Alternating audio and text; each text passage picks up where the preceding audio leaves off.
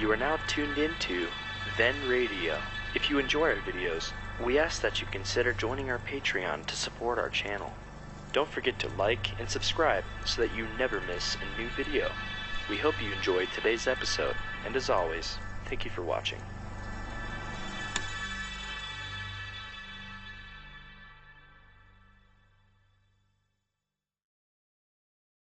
This episode from the life of Sherlock Holmes will be transmitted to our men and women overseas by shortwave through the worldwide facilities of the Armed Forces Radio Service. Petri Wine brings you Basil Rathbone and Nigel Bruce in the new Adventures of Sherlock Holmes.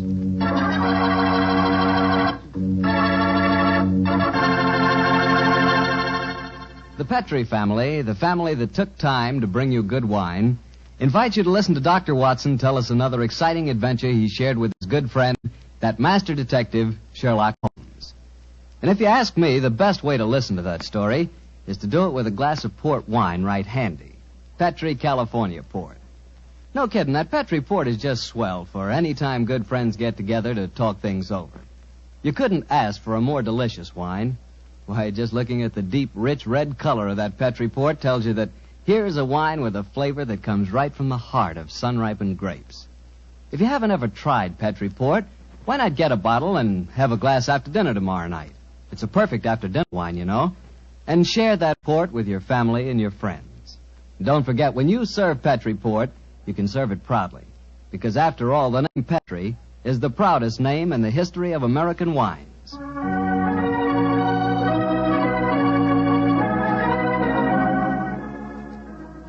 And now let's keep our weekly appointment. Good evening, Dr. Watson. Good evening, Mr. Bartell. Draw up a chair. Thank you. That's it. By the way, do you know what date it is? November 5th, isn't it? That's right. In England, it's known as Guy Fawkes Day. Have you ever heard of it? It's something to do with a gunpowder plot, isn't it? Yes, Mr. Bartell, it is. And as Sherlock Holmes and I had a very unusual adventure on the 5th of November many years ago, it seems appropriate that I should tell you about it tonight. Before I begin, I think it might help you to appreciate the true flavor of the story if I tell you a little about the origin and the customs of Guy Fawkes Day. It's a swell idea, Dr. Watson. Well, my boy, on November the 5th, 1605, exactly 340 years ago today, King James I was about to attend the opening of Parliament when a plot was discovered to blow up the House of Lords during the ceremony. And the chief conspirator was Guy Fawkes, I suppose? Yes, he was. He was captured in a vault immediately below the House of Lords. A vault full of barrels of gunpowder. Of course, he and his fellow conspirators were executed. And ever since then, November the 5th has been known as Guy Fawkes Day. Well, how's it celebrated, Doctor? Well, it's a great time for the youngsters, Mr. Bartell. They black their faces, throng the streets, begging for pennies, and build bonfires in which to burn effigies of Guy Fawkes. These effigies are life-size dummies, stuffed with straw and dressed in old clothes. The children parade them in the streets chanting rhymes. Well, now, let me see. Pleased to remember the 5th of November. Guy Fawkes Guy, hit him in the eye. The kids must have quite a time. Sort of like Halloween, huh, Doctor? Yes, not unlike it, my boy. Well, now that I've told you something about the customs of Guy Fawkes Day, I'll get on with my story. It began just before lunch, I remember, on November the 5th, 1899. The day was foggy and cold, and Holmes and I seated each side of a blazing fire in our Baker Street rooms. From outside, we could hear the sound of voices laughing and singing. Suddenly, Holmes rose and crossed to the window, opened it, and looked out.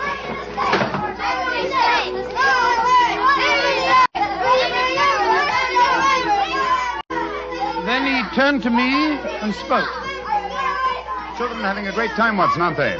Yes, it cost me a shilling worth of pennies to walk here this morning. Has it occurred to you, Watson, that the gunpowder plot offers very promising material to the speculative mind? In what way, Holmes? I say it's confoundedly chilly in here. Don't you think you might shut that window? Sorry, old chap. As I was saying, the gunpowder plot offers very promising material to the speculative mind. I've made something of a study of the historical records of the case.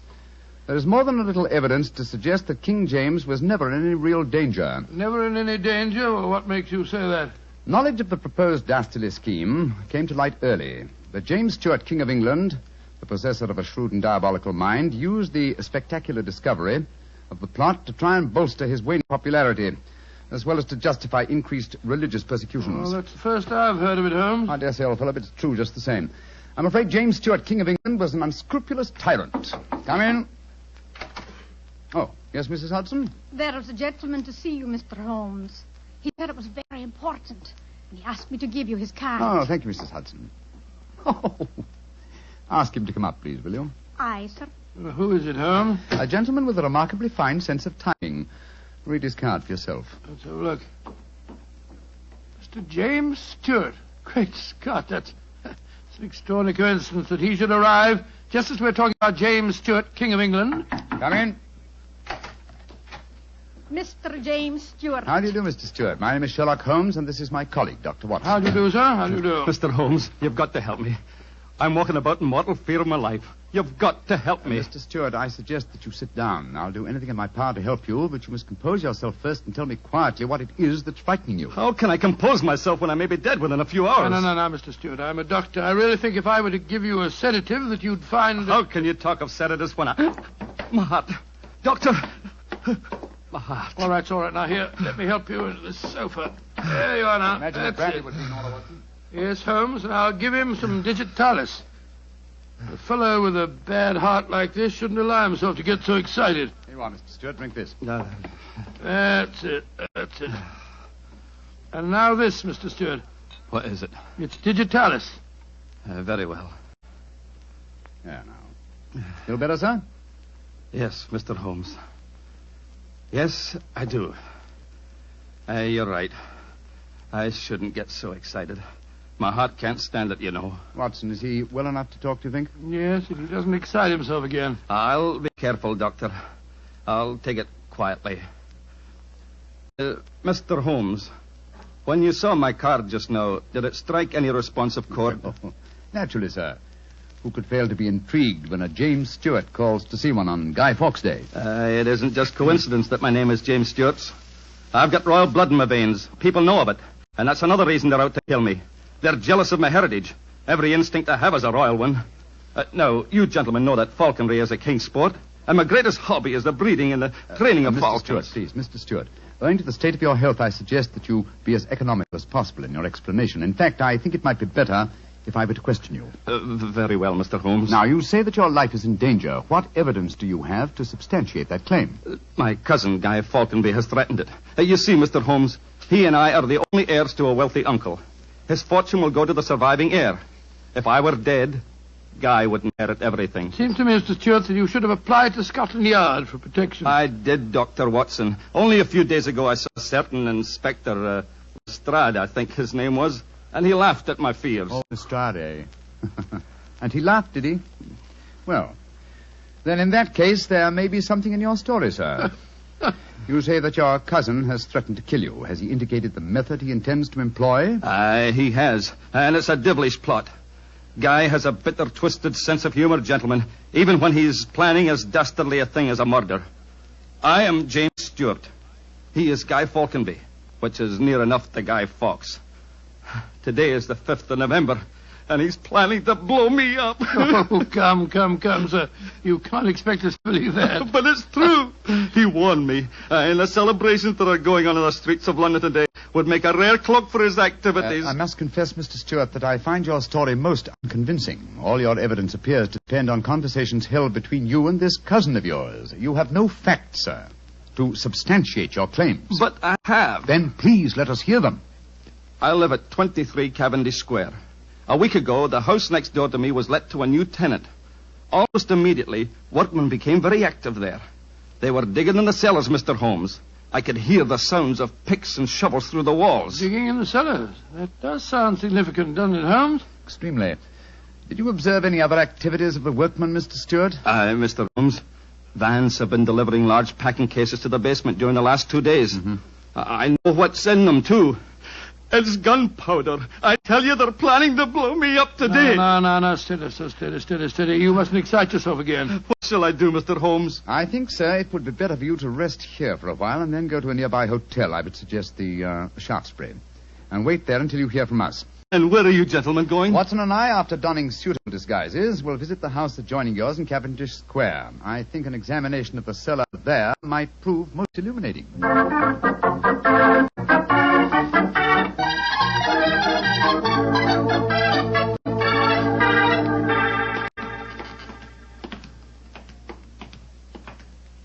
This must be the house, all right, Holmes. The empty packing cases are still by the foot of the basement steps. Come on, Watson. Let's go down and explore. Pardon my soul, I feel a little self-conscious in these clothes. No need to, my dear chap. You look a most authentic inspector of plumbing. Well, there you go. If anyone challenges us, you'd better let me do the talking, though. I think my accent might be a little more convincing. Shh. Listen. I can't hear anything. Exactly. Then we may reasonably assume that either the workmen are observing the Guy Fawkes holiday or that their work is done. Come on, let's try this door. It's unlocked. Yes. Huh. This is too easy, Watson. We must be prepared for a trap. Come on. I've got my revolver handy if there's any trouble. I don't use it until I tell you to. Remember, we're supposed to be plumbing inspectors. It's pitch black in here. I can't see a thing. Strike a match. See if you can find a gas jet. Strike a match when the cellar may be full of gunpowder? You've got to take the risk, old chap. Oh, here's a gas jet. I'll light it. That's better. Now we can see a little. Uh-huh. I think the workmen have completed their job. See that new wood forming a crude door in the corner over there? Where does it lead to, do you suppose? Let's find out.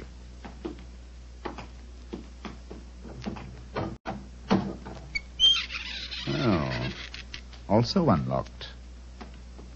And here's a miner's lantern, waiting conveniently for us on this ledge. Oh, this is ridiculously easy. Now I'm sure it's a trap. I like the lantern. Great Scott, it's a tunnel. Yes, it's a tunnel leading into Mr. Stewart's house next door. Let's explore it.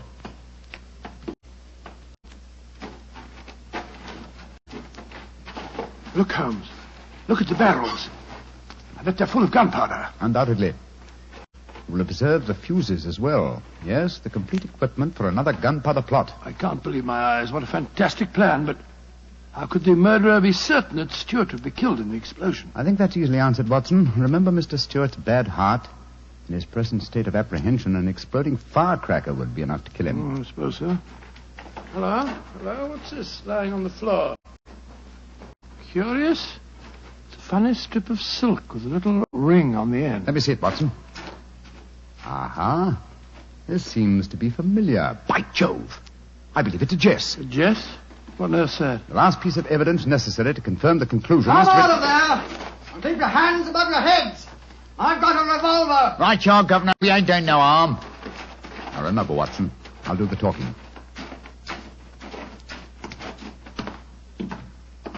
Come on! Out you come! Well, you're a comical-looking pair. What are you doing in there? Me and my mate got a message to come over here and see to the plumbing, mister. Plumbers, eh? Do you have any identification? Yes, sir. Here's my badge. We're inspectors for the London County Council. Oh, that's all right, my man. I saw the basement door open, and I thought burglars might be here.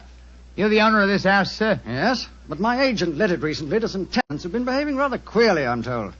So I came round here to see what was happening. If you're the owner, sir, perhaps you can give me some facts for me records.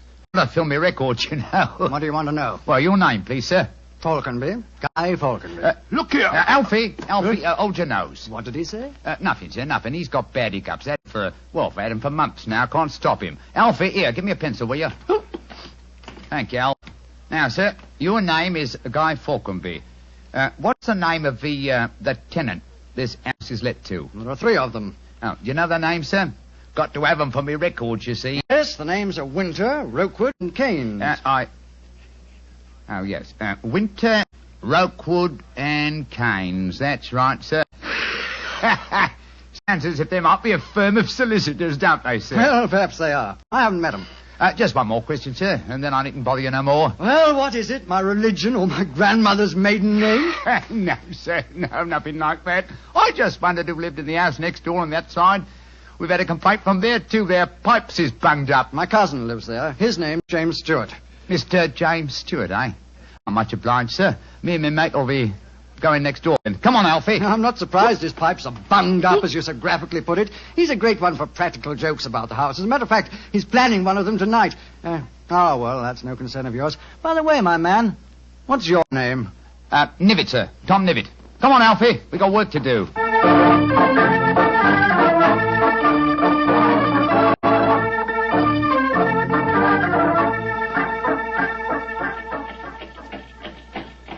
Holmes, I wish you'd tell me what's going on. Why have we taken this cab back to Baker Street?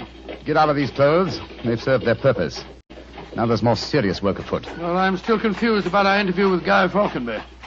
Why did you say your name was Tom Nivet? More touch of vanity, old fellow. Vanity? How do you mean? Well, consider the names in this case so far, Watson. James Stewart says that he's been threatened by Guy Fawkes. A name, as Mr. Stewart points out, not unlike Guy Fawkes. You recall the names of the three tenants that Mr. Fawkes gave us a few minutes ago? Yes. Winter, Rookwood, and Keynes. But what's that got to do with it? A great deal, my dear fellow. Thomas Winter, Ambrose Rookwood, and Robert Keynes were the three men executed with Guy Fawkes in the original gunpowder plot in 1605. Good Lord. Where does Tom Nivet, the name you gave yourself, fit into the picture?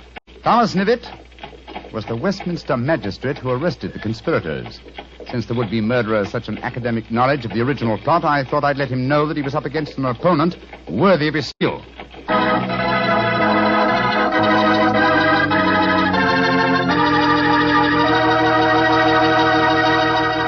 We'll hear the rest of Dr. Watson's story in just a few seconds. Just about time for me to remind you that if you want a wine that's sure to please the ladies, you can't mix with Petri California Muscatel. That's because Petri Muscatel is a golden wine with one of the most luscious flavors you ever tasted. Did you ever taste a big, plump muscat grape that's ripened in the sun? If you have, then you know what to expect when you taste Petri Muscatel. It's a wonderful wine. Perfect after dinner and swell when company comes. Just remember that, won't you? Petri Muscatel. Well, Doctor, you and Mr. Holmes were certainly having yourselves quite a Guy Fawkes day. What happened when you got back to Baker Street? We quickly changed out of our disguises and back into our ordinary clothes. I was still pretty much in the dark, as usual. And I kept questioning Holmes as to our next move. He was in a state of suppressed excitement. And it was obvious as he spoke to me that he was anxious to be off. What's dawdle? There's so much work ahead of us. What do you mean, don't dawdle? I'm not dawdling. I'm dressing as fast as I can. What's our next move, anyway? Well, we must split our forces. Let's get hold of my band of street urchins, the Baker Street irregulars. I'm going to surround Mr. Stewart's house in Cavendish Square, and they'll be invaluable for that purpose. So what do you want me to do? Go to the Palmsbury Hotel and collect Mr. Stewart, then return with him to his house and wait me there. I shall join you as soon as I've rounded up the irregulars, but I must warn you. Don't leave Mr. Stewart for a moment. Don't let him out of your sight until you see me again. Of course I won't, Holmes, but, I must say, the idea of all that gunpowder in the cellar doesn't make me feel any too have happy. Faith in me, old chap. Have faith in me. You know, I wouldn't expose you to any danger if I could avoid it. And I assure you that I shall join you and Mr. Stewart very shortly. You have your revolver? Yes, of course. Good. And, give Mr. Stewart this revolver, will you? Tell him that I insist that he carries it. I fear that his own has probably been tampered with. Right you are, Holmes. I'll see that he has it. This is a strange business, I must say.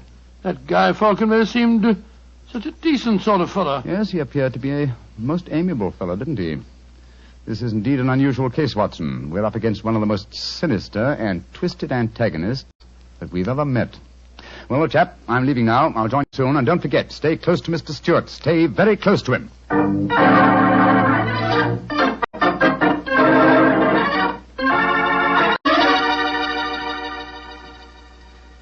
Dr. Watson, I wish your friend were here. No, don't get so excited, Mr. Stewart.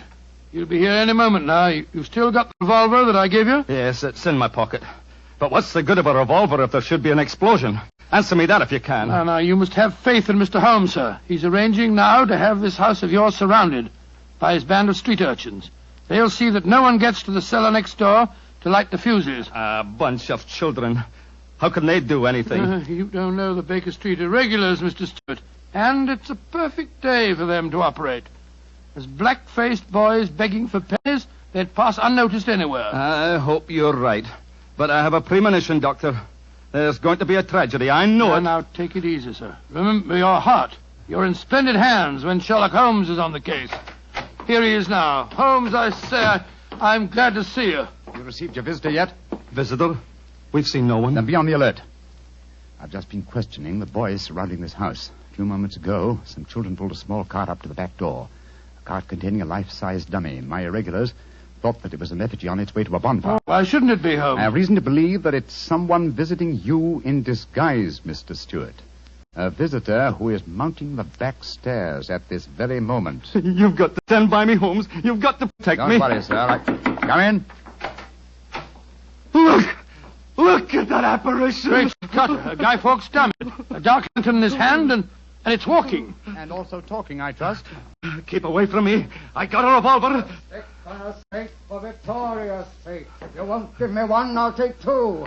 The better for me and the worse for you. It's Guy Fawkes. Keep away from me, do you hear? The better for me and the worse for you. All right, then. I'm going to fire.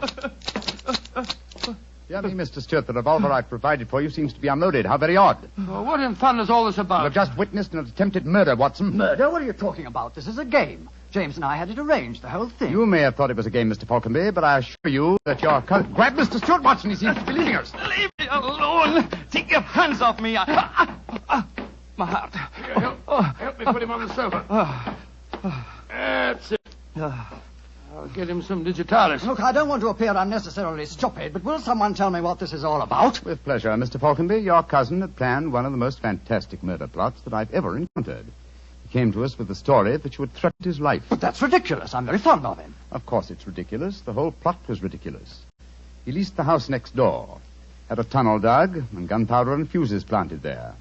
Even entered the name of the tenants as Winter, Rokewood, and Keynes, to give the apparent plot a further authenticity. You mean my cousin was the real tenant? Certainly he was. However, he was clumsy enough to drop that piece of silk with the wire ring on the end that you found in the cellar, Watson. The thing you called a jest. And what's a jest? It's a strap that goes round a falcon's leg to which its leash is fastened. You will remember that Mr. Stewart informed us that falconry is his hobby, and it therefore indicated that he had been in the cellar and consequently must have known about the whole plot. And all he was trying to do was to build up in our minds the belief that his cousin was trying to kill him. Exactly, my dear fellow. Had we believed him, of course he could have shot you just now, Mr. Falconby, in apparent self-defense. Good Lord, what a fantastic plot. I still can't quite believe Mr. it. Falconby, why are you dressed as a Guy Fawkes dummy? Well, it was James's idea. He said that he was going to dress up too, and that we were to go round the bonfires tonight and frighten people by appearing as live dummies. But the last message he sent told me to come up here, that we'd play a practical joke on a couple of friends of his. And did he provide you with the costume that you're wearing? Yes, as a matter of fact, he did. Have you searched the pockets for any weapons? No, but I will. All right, and while you're doing that, I'll examine this dark lantern. How's your patient, Watson? Well, I've given him some digitalis, and now I'll get him some brandy. I can't find anything in the pockets. Here's the answer, my friends. Look here. Inside the lantern is a dagger. Your cousin planted it there to substantiate the claim that you were trying to kill him. Had his plans worked, you would have been dead, Mr. Falconby, before you could have told us the truth. Here, come back here, Mr. Stewart. James! He slipped out of the door. Confound it! He's faking the heart attack. Come on, Watson, after him.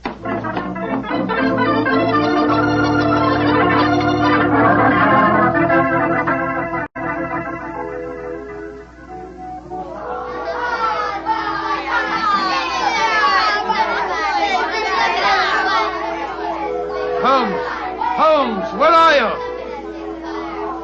Out of the way, please. Blimey. Here comes the Lord Mayor of London, chums. Excuse me, please. I'm trying to find a friend of mine. Most important. Holmes, where are you? Here I am, Watson. I hear you calling me. Out of the way, please. I'm coming, Holmes. Why don't you send the postcard? You got away from me in the crowd. Mr. Stewart got away from us. Well, we'll never find him in this mark. Not to, old fellow. He's a dangerous man. There's no knowing what he may do. Where are the irregulars? There's Wiggins. Wiggins? Hello, Mr. Holmes. Wiggins. Dr. Watson. Did you see a man run out of that house a few minutes ago? No, Governor. Perhaps Charlie did. Hey, Charlie, come over here a minute. It's Mr. Holmes. All right. I bet Charlie didn't see anything, though. He's got some savvy girl with him. Hello, Mr. Holmes and Dr. Watson. Hello, Charlie. Hello, Charlie. Did you see a man run through this crowd a few minutes ago? A tallish man with a gray moustache? Yes, I did. A man came running out of the house over there. That's the house. Where'd he go? He ran down toward where the shops are. And he's still out doing, he did. The one we are going to burn in the bonfire. I tried to stop him, but he got away. Holmes, look up there on the roof. There's a figure. By Jove, I believe it's James Stewart! That's the man. He's the one that stole our dummy. He's standing up on the roof. He's going to jump. If he does, he's going to land on the bonfire. There he goes. He is jumping. Right into the middle of the fire. It's awful. He'll be burned to death. Don't worry, Wiggins. There wasn't a man who fell into the bonfire. What do you mean? From the gyrations that the figure performed as it fell, my dear Watson, I'm convinced that Mr. Stewart threw the stolen dummy to try and put us off the track. Then Stewart's still up there. He is, Watson. Come along, old boy. It's up on the rooftops for us. Up on the rooftops.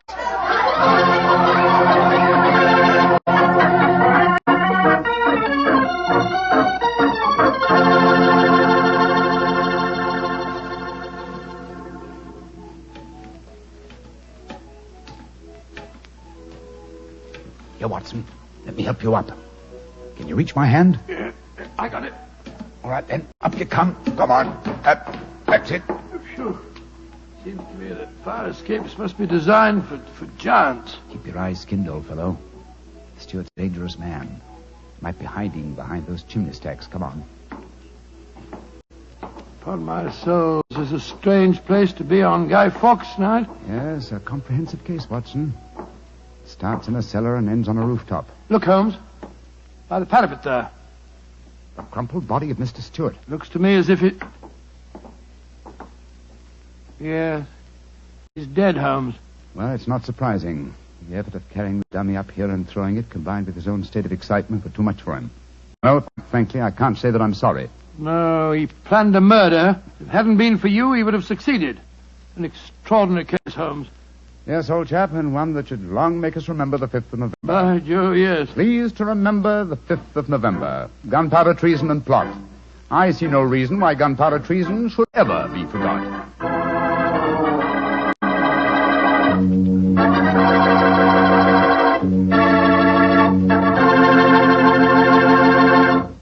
Well, Doctor, as you boys would say, that story was a bit of exciting, what? Yes, and even now I sort of lose my breath when I remember climbing that fire escape. You know, Doctor, those two fellas certainly went out of their way to celebrate Guy Fawkes Day.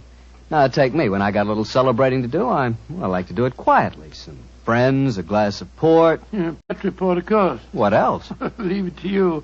No matter what the occasion is, you can somehow make it a perfect occasion for Petri wine. How do you do it, old fella? Don't ask me how I do it. You mean, how does the Petri family do it? How can they make such swell wine? Well, the answer is experience. The Petri family has been making fine wine for generations. And ever since they first established the Petri business way back in the 1800s, they've handed on down from father to son, the fine art of turning luscious, sun-ripened California grapes into fragrant, delicious wine. That's why when you want a wine for any occasion, before dinner, with your meals, or after dinner, you can't go wrong with a Petri wine, because Petri took time to bring you good wine. And now, Dr. Watson, what Sherlock Holmes adventure are you going to tell us next week? An old favorite, Mr. Bartell, a story that concerns strange music that was heard in a lonely house in the English countryside, and of the living death that stalked there. I call it The Adventure of the Speckled Band.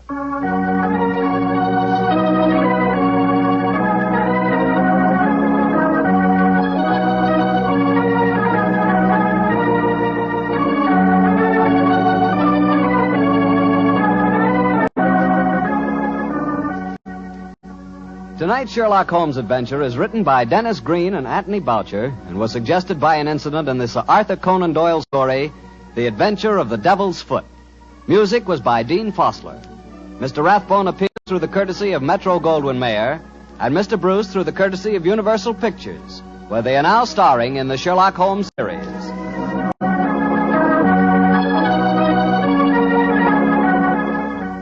The Petri Wine Company of San Francisco, California, invites you to tune in again next week, same time, same station. This is Harry Bartell saying goodnight for the Petri family. Sherlock Holmes comes to you from our Hollywood studio. This is the Mutual Broadcasting System.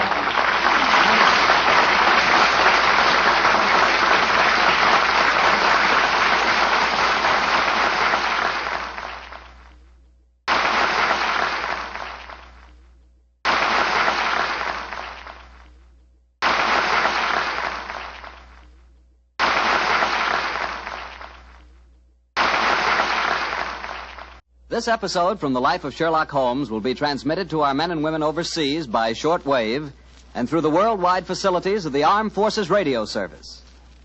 Petri Wine brings you Basil Rathbone and Nigel Bruce in the new adventures of Sherlock Holmes.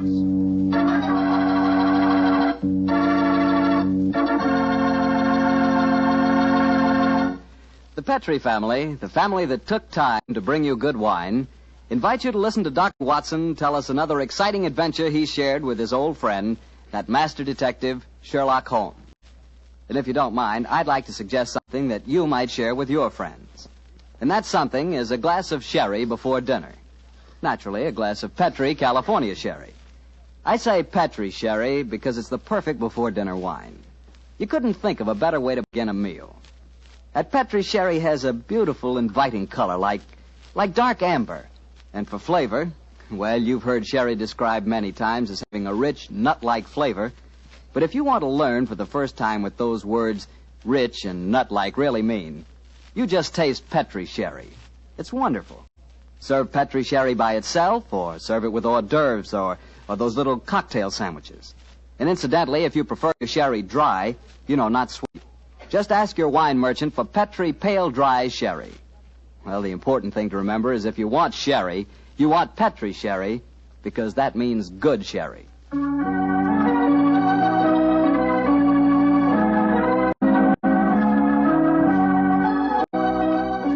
now let's look in on our genial friend and good host, Dr. Watson. Good evening, Doctor. Good evening, Mr. Bartell. Punctual to the minute, as usual. Never keep a doctor waiting, I always say. Particularly Dr. Watson. Draw up a chair, my boy. Thank you. That's it. Oh, ready to tell us the Sherlock Holmes adventure of the Speckled Band, Doctor? Yes, I'm all ready, Mr. Bartell. Say, Doctor, just what does a Speckled Band mean? You wait until I've told you the story, young fellow, my lad. You'll find out for yourself. Sorry. The floor is all yours, Doctor. The adventure of the Speckled Band began on a rainy April morning in 1883. An urgent call from one of my patients had kept me up most of the night before, and in consequence I came down to my breakfast rather later than usual to find that Holmes had already left our house some hours earlier. As I sat there reading the morning paper and consuming my 2 lightly boiled eggs, there was a knock at the door.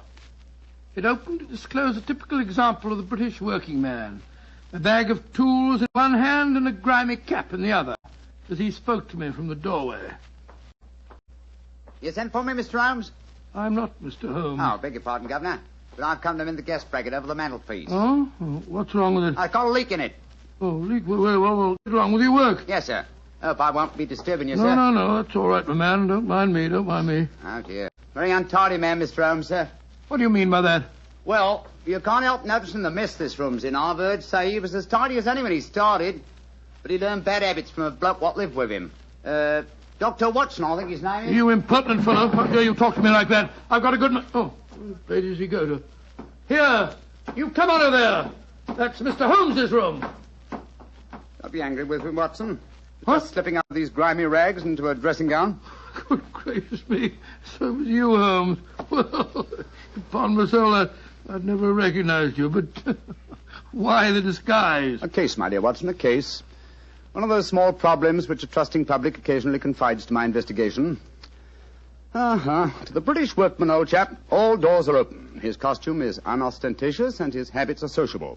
Tool bag is an excellent passport and a tawny moustache will secure the cooperation of maids. But what's the case, Holmes? Or modest little drama of life in the kitchen, one of those seemingly inconsequential affairs, and yet, Watson, the honor of a duchess is at stake. Duchess? A mad world, my masters, a mad world. Now I feel a little more comfortable. Let's return to the sitting room, shall we? A strong cup of tea would be most acceptable. Oh, I wish you'd tell me about the Duchess and life in the kitchen, Holmes. Some other time, old fellow, some other time. At the moment, suppose you tell me what you know about Miss Helen Stoner. I received a letter from her this morning in which she informed me that she would be calling here at 11, and also that she was a friend of yours. Helen Stoner? Oh, yes. A charming girl indeed. Pour me a cup of tea, Watson, and tell me about her. Well, I befriended her at the time of the tragic death of her sister 2 years ago. I told you about the case, don't you remember? The sudden death of Violet Stoner at an old house in Stoke Moran. Oh, yes. It all comes back to me now. There was a There was an inquest, wasn't there, with a string of stupid, ineffective witnesses? I was one of them. Oh, I'm sorry, old fellow. Then you were the exception, of course. Wait a minute. Let me see. I docketed the evidence on the case. Where is it? My scrapbook. Here we are. Let me see. Yes, S. Salisbury, Hatchet, Murder, Lord St. Simon. Here we are. Stoke Moran. Yes, I remember the affair well now. The villain of the piece was Dr. Grimsby Roylott, wasn't he? Yes, a dreadful fellow. He's the stepfather of the two girls. Violet, the one that died so mysteriously. Helen, the one who's coming here to see you. Dr. Roylott has a pretty record. 55 years of age, killed his kit Magar in India, once in an insane asylum, married money, wife died, distinguished surgeon. Well, Watson, I wonder what the distinguished surgeon has been up to now. Oh, some deviltry, I fear. Why do you say that? You remember that Miss Violet Stoner's death followed close upon the announcement of her engagement? Yes. Well, I met Miss Helen Stoner on the streets a few weeks ago. She told me that she'd just become engaged to a young fellow in the army who was leaving for the Far East. She was very upset at the thought of being alone with her stepfather at Stoke Moran. Oh, naturally it was. Dr. Roylott stands to lose a considerable sum of money in the event of his stepdaughter's marriage. Yes, they both had a trust fund which he administered only as long as the girls were unmarried. That fact was brought out at the coroner's inquest 2 years ago. But if Roylott did poison the other stepdaughter, and I'm pretty convinced that he did, it seems unlikely that he'd try it again. 2 sudden deaths in the same household could hardly pass the coroner. Oh, no, my dear Watson. You're making the mistake of putting your normal brain into Roylott's abnormal being. Oh, that must be Miss Stoner now. Yes, let me see. It's precisely 11 o'clock. Well, let's see what we can do for her. Well, I hope you can help her, Holmes. She's an extremely nice girl. Come in. Yes, Mrs. Hudson? There's a Miss Helen Stoner to see you, sir. She says she has an appointment. Show her in, please, Mrs. Hudson. Aye, sir. Come in, my dear. Thank you. Miss Stoner, I'm so glad to see you again. How do you do, Dr. Watson? And this must be your friend. Yes, Miss Stoner, I'm Sherlock Holmes. Sit down by the fire, won't you? Yes, please do, my dear. Hello, you're trembling with cold. It's not cold that makes me shiver. Tell me, Mr. Holmes, has my stepfather, Dr. Grimsby Roylott, been here? No, he hasn't. He saw me in the street. I dashed by him in a hansom cab, but he saw me. Our eyes met and he waved me to stop, but I came here as fast as I could. Very sensible move. Dr. Watson has already given me several hints as to your present problem, as well as having refreshed my memory as to the circumstances of your sister's death. My problem is a simple enough one, Mr. Holmes. I'm waiting to be murdered. No, my dear please girl. be a trifle more explicit, Miss Stoner. Very well, Mr. Holmes. My fiancé is leaving for the Far East today. When he leaves, I shall be alone with my stepfather at Stoke Moran. He plans to murder me just as he murdered my sister. What makes you say that, Miss Stoner? Many strange things have happened recently. For instance, he's just moved me into the bedroom in which my sister died. Well, what reason did he give for changing your room? That my old one needed repainting. It didn't need it, but Dr. Roylott did need to move me into that horrible room. And other things have happened. I've heard the music again. Music? What music? My sister first heard it a few days before she died. I heard it myself on that dreadful night she breathed her last. Oh, Mr. Holmes, I'm terrified. Don't worry, my dear. Please don't worry anymore. You have friends to help you now. Do you mind if I ask you a few questions? No, of course not. Now, this music. Does it seem to come from inside the house or outside? Well, it's hard to say. It sounds so faint. What's it like? A sort of soft droning sound. Like a flute or a pipe? Yes, it reminds me of native music I heard during my childhood in India. India, eh? Oh. There's one other thing that puzzles me, Mr. Holmes. Now, what's that? My sister's dying words. As she lay in my arms, she gasped out 2 words. Oh, what were they? Banned and speckled. You remember that evidence from the inquest, don't you, Dr. Watson? Yes, I do. I couldn't make head or tail of it. So? Band, speckled, Indian music. Miss Stoner, do you sleep with your door and windows fastened? Yes, Mr. Holmes, but so did poor Violet. It didn't save her, though. What did you gather from your sister's dying allusion to the band, the speckled band? Well, sometimes I thought it was merely the wild talk of delirium, and sometimes that it referred to a band of people. Oh, yes. I remember that there were some gypsies encamped quite near us at the time of Violet's death. Gypsies, eh? Yes, and it occurred to me that the spotted, gaily-coloured kerchiefs, which so many of them wear over their heads, might have suggested the unusual adjective which my sister used. Miss Stoner, how long is it since you heard this strange music that you've told us about? I heard it last night. And your fiancé leaves today, you say? Yes, Mr. Holmes. Well, Miss Stoner, I shall do everything I can to help you. If we were to come to Stoke Moran today, would it be possible to see over your rooms without the knowledge of your stepfather? I think so. He told me this morning that he intended to take a late train home tonight. Ah, that's splendid. Watson, out with the timetable, old fellow, and look up the trains to Stoke Moran. Right you are, Holmes. That's my stepfather. I know it is. Oh, yes. Yes, there he is on the doorstep. Oh, Mr. Holmes, he's followed me. Oh, what shall I do if he finds me here? Don't worry, Miss Stoner. Please don't worry. There's a private exit through that room there. Watson, show her the way, will you? Come along with me, my dear young lady. And you will come down today, Mr. Holmes? Certainly, my dear Miss Stoner. I'll telegraph you the time of our arrival. Goodbye and courage, my dear. Goodbye, Mr. Holmes, and thank you. Come along, Miss Stoner, quickly. Come in. Yes, Mrs. Hudson? It's a gentleman, sir. I told him you wouldn't see anyone without an appointment, but he... Out of the way, woman! You push me like that. I'm sorry, Mr. Holmes. That's all right, Mrs. Hudson. You can leave us. What kind of gentleman does he call himself, pushing an old lady? So you're Sherlock Holmes. You have the advantage of me, sir. Your name is... My name, sir, is Roylott. Dr. Grimsby Roylott of Stoke Moran. Oh, yes, of course. A charming place, I hear, and obviously good for the lungs. You won't trifle with me if you know what's good for you. Watson, there you are. And how was the experiment? Very successful, Holmes. Good day to you, Dr. Roylott. I haven't seen you since I gave evidence at your stepdaughter's inquest. Yes, I remember you, Dr. Watson. Now listen to me, you two. My stepdaughter's been here. I've traced her. What's she been saying to you? A little cold for this time of the year, isn't it? You answer me! I hear that the crocuses promise well. You dare to try and put me off, do you? I know you, you scoundrel. You're Holmes the meddler. Am I? Holmes the busybody. I believe that a man should occupy his time. Holmes the Scotland Yard Jack in office. When you go out, close the door, won't you? There's a draft. I'll go when I've had my say. Keep your nose out of my affairs, do you hear? Oh, yes, my hearing is excellent, thank you, and your diction and delivery most forceful. But time flies, my dear doctor, time flies, and life has its duties as well as its pleasures. Goodbye. Insolent rascal. Here, see this poker? Oh, the fire doesn't need poking, thank you, doctor. But I should be obliged if you'd put some more coal on for me. You laugh at me. You don't know my strength. Look. There.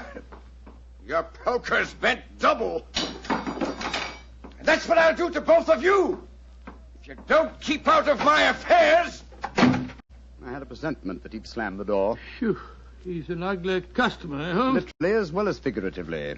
Watson, I'd be much obliged if you'd get your revolver. It may prove to be an excellent argument with a gentleman who twists iron pokers into knots. The fellow's amazingly strong. Just look at it. I don't want to appear flamboyant, but, there we are. Great Scott, Holmes. You straightened the poker out again. Yes, it was utterly useless in its former shape. And now Watson, the timetable will catch the next fast train to Stoke Moran.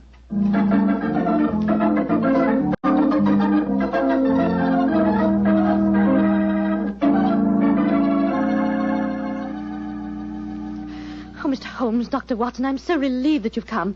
But don't you think my stepfather might have followed you down here? To take that chance, Miss Stoner, a few hours' delay might mean the difference between our life and death. It was imperative that we examine this bedroom of yours before Dr. Roylott returns. Anyway, my dear, you mustn't worry any more. We're here in your house, and we're going to take good care of you, no matter what harm befalls you. Oh, thank you, Dr. Watson. So this is the room in which your sister died, is it? It's much as I pictured it. And Dr. Roylott's room adjoins this one, you say, Miss Turner? Yes, Doctor, on that side. The room which adjoins it on the other side is my regular bedroom. The one that's being so conveniently painted, eh? Yes. Well, let's examine this room. No trapdoors or sliding panels, I suppose. It sounds solid enough, Holmes. Yes, I think it is. Hello, what's this? Are you aware that this bed is clamped to the floor, Miss Stoner? Why, no, Mr. Holmes, I didn't know that. What an extraordinary thing. Was the bed in your other room anchored also? I don't think it was. Very illuminating. And this bell pull hanging against the wall above your bed. Oh, that, it doesn't work. It doesn't work, but if you want to ring. There's another one on the other wall over there. Now, why this one? Well, I don't know. My stepfather made a number of changes after we came here. Yes, quite a burst of activity, apparently.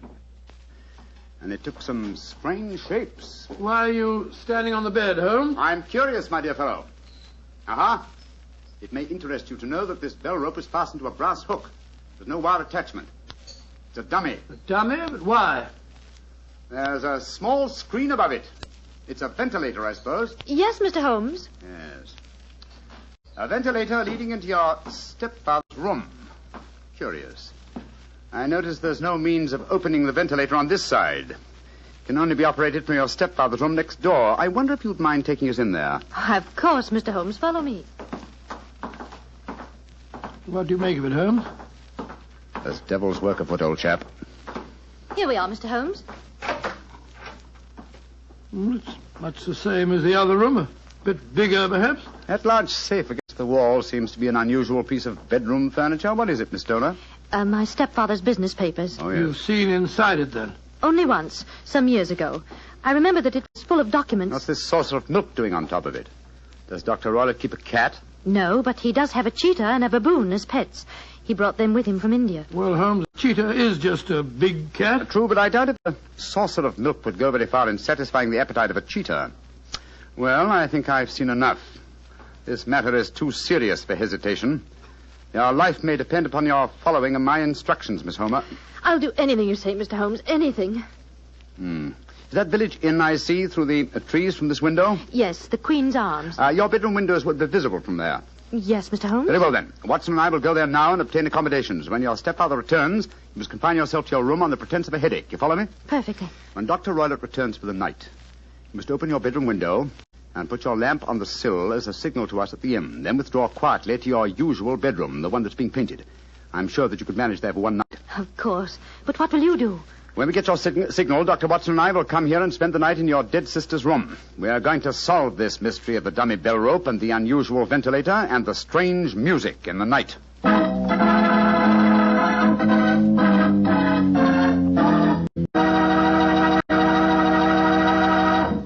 You'll hear the remainder of Dr. Watson's story in just a second, so I'm just going to point out that at any really important dinner, you know, like when diplomats get together, you'll find wine on the table.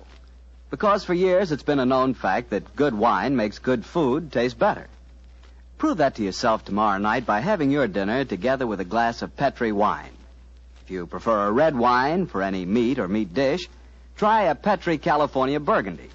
That rich, hearty red Petri Burgundy is really out of this world. Now, if you'd rather have a subtle, intriguing white wine, let's say to go with chicken or fish, then try Petri California Sauterne. But Sauterne or Burgundy, to make sure it's good, make sure it's Petri, won't you? Well, Doctor, it's a rattling good story so far. What happened next? You went to the local inn, I guess, and waited for that lantern to appear in the bedroom window at Dr. Roylott's house? That's right, Mr. Bartell. We had an early dinner at the Queen's Arms and then retired to our upstairs bedroom and sat there side by side, puffing away at our pipes, our eyes straining through the darkness for that telltale lantern to give us the signal that there was dangerous work ahead for us. As we sat there discussing the various aspects of the case, I remember that Holmes was very concerned about my own safety. Watson, I really have some scruples about taking you with me tonight. This is an infernally dangerous business. What about that poor girl, alone in the house with that fiend Roylott? I can handle the case by myself, old chap. I'm coming with you, Holmes. You speak of danger. We've evidently seen more in those rooms than was visible to me. No, but possibly I've deduced a little more, and I imagine you saw all that I did. Well, I saw nothing remarkable except the bell rope, and what purpose that could answer, I confess, is more than I can imagine. You saw the ventilator, too. Yes, but I don't think it's such an unusual thing to have an opening between two rooms. It's so small that a mouse could hardly pass through it. True, but at least you will admit there was a curious sequence of coincidences. A ventilator is constructed. A bell cord is hung from it. A lady sleeps in a bed directly below the ventilator, a bed that is anchored to the floor. The lady dies. Well, I begin to see what you're driving at, Holmes. Look. There's the lantern in Miss Stoner's window. It's our signal, all right. Come on, Watson. Our night's vigil begins.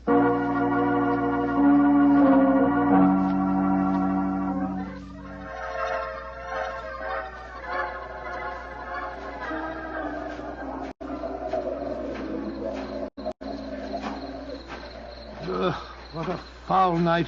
Foul night for foul business, Watson. Come on, through these laurel bushes. It's only another 50 yards to the house.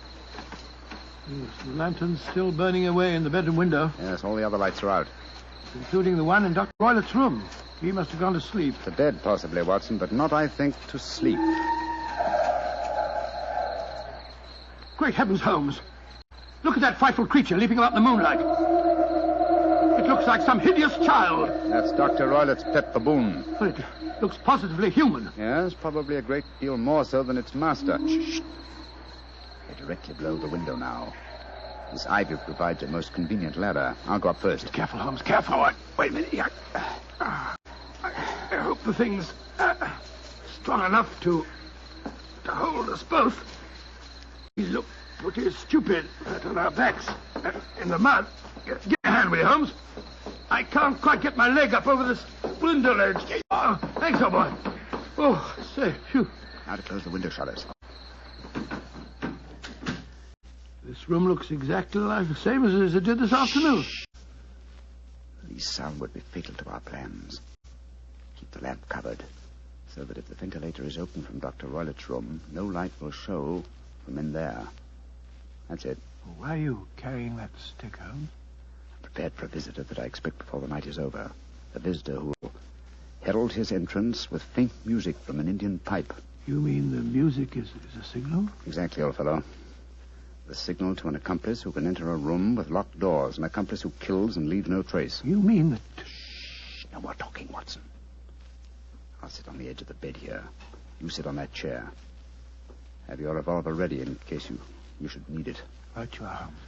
Have the lantern ready, too. When I shout now, turn the light full on the top of the bell rope. You understand? Yes, perfectly. Good. Now we must wait. Perhaps for some time. But don't go to sleep, Watson. Don't go to sleep. Your very life may depend on it.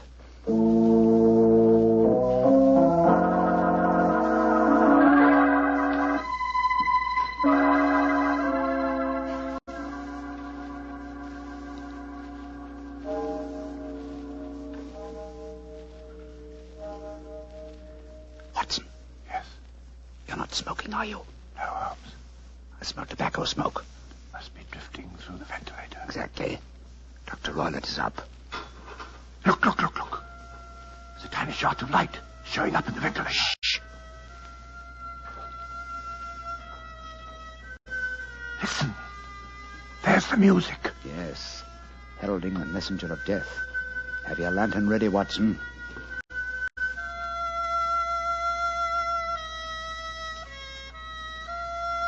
Now, Watson, now!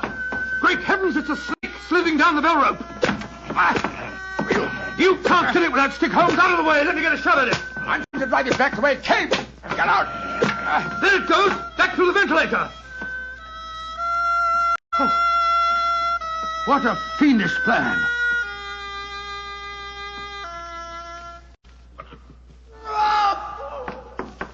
Scott, what's that? I think the devil has turned on its master. Come on, Watson, into Dr. Roylett's room. Dr. Roylett! Dr. Roylett! Dr. Good Lord, Holmes. Look at him sprawled on the bed. Look at his eyes. Yes. And see what is coiled around his forehead. It's the snake. Yes, the band. The speckled band. He's dead, Holmes. Yes, he's been bitten by the deadliest snake in the world, the Indian swamp adder. His deadly fangs produce death within 10 seconds. Well, Watson, violence does in truth recoil upon the violent, and the schemer falls into the pit which he digs for another. What should we do now, Holmes? We must remove the macabre headgear from the dead doctor and return the snake to its den. Then I suggest that we tell Miss Stoner that there's no more danger under this roof. After that, we can turn the matter over to the local police. Our work is done.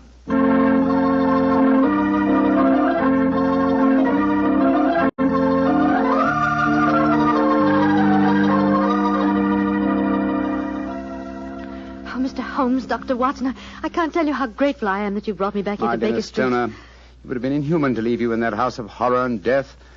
We have a spare bedroom, and Mrs. Hudson is a motherly and understanding woman, and I can assure you that Dr. Watson and I will be delighted to have you stay with us here until you've decided on your future plans. Yes, of course we will, my dear. As a matter of fact, it'd be rather refreshing to have a touch of youth about the place. You're both so kind. Mr. Holmes, I think it's wonderful how you foiled my stepfather's devilish plans. Yes, wasn't it a remarkable example of logical deduction? No, it wasn't, old fellow. At first, your mention of the gypsies, Miss Stoner, and the use of the word band put me on an entirely wrong scent. However, when we examined the fatal room, I drew the obvious conclusions. You mean the dummy bell rope, the ventilator, and the immovable bed? Yes, old fellow. It instantly gave rise to the suspicion that the rope was there as a bridge for something coming through the ventilator and traveling to the bed. I once thought of a snake. When I saw the saucer of milk on top of the safe, my suspicions crystallized into certainties. Oh, it was a fiendish plot. Yes, an extremely clever one, too. Exactly. My stepfather must have trained the snake to return to him when he played the music. Yes, he put it through the ventilator with the certainty that it would crawl down the rope and land on the bed. It might or might not bite the occupant.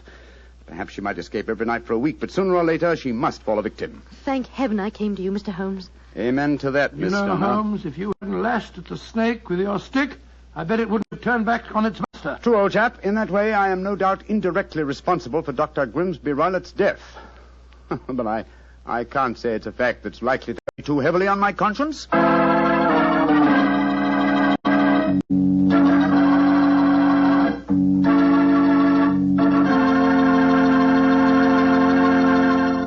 Doctor, that was quite a fascinating story. You know something? I'm not exactly a coward, but no kidding, my toes really curl when I get mixed up with snakes. Oh, you're not alone in that respect, Mr. Bartell. I must admit that I like to have a revolver and at least 20 feet between me and any snake that wants to cross my path. Well, if you want a revolver in 20 feet, I'll take a cannon in 20 miles. It's fortunate that you're a wine expert, Mr. Bartell, not a detective. I'm afraid you wouldn't, shall we say, find detecting to your liking? We certainly shall say it. And incidentally, I'm not a wine expert, Doctor. All I know about wine is that it either tastes good or it doesn't. And I also know that Petri wine always tastes good. The Petri family sees to that. The name Petri on the label is the personal assurance of the Petri family that every drop of wine in that bottle is good wine. And they know how to make it good because they've been making fine wine for generations. Handing down from father to son, every secret, every skill of the winemaker's art. Yes, the Petri family took time to bring you good wine. That's why, no matter what type of wine you wish, you can't go wrong with a Petri wine. Well, Dr. Watson, what new Sherlock Holmes story are you planning to tell us next week? Now, let me see. Now, next week, Mr. Bartell, I think I'll tell you an adventure that took place at a gambling casino in the south of France. It's a strange story of sudden tragedy and death. I call it The Adventure of the 00. Sounds swell. We'll all be listening. Here now, Mr. Bartell, before I go, I want to say that every one of our friends bought war bonds to help our boys win the war. Now let's all buy victory bonds to help bring our boys back home again. Yes, and let's buy victory bonds to make sure that the men who were wounded will get the finest possible care. Those same victory bonds will help make the GI Bill of Rights a success, too. And they'll help provide for the families of those men who gave everything, including their lives. The men of our armed forces finished their job. Now let's finish ours. Buy victory bonds.